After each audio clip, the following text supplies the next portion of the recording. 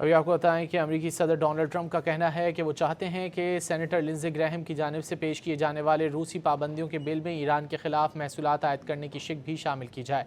White house में सहाफ़ियों से गुफ्तगू करते हुए ट्रंप ने कहा कि अब हमारी बारी है। उन्होंने कहा कि वाशिंगटन किसी वक्त किसी मुआहदे के इम्कान का जायज़ा ले सकता है, लेकिन इसके साथ ही ईरान को बहुत सख्त जवाब दिया जाएगा।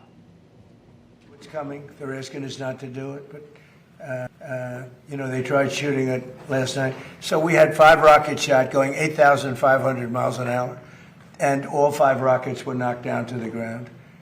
But they nevertheless took a shot, so it's our turn. And we'll see if we get there with an agreement at some point, but we're going to hit them very hard. They tried shooting it last night. So we had 5 rockets shot going 8,500 miles an hour, and all 5 rockets were knocked down to the ground. But they nevertheless took a shot, so it's our turn. And we'll see if we get there with an agreement at some point, but we're going to hit them very hard.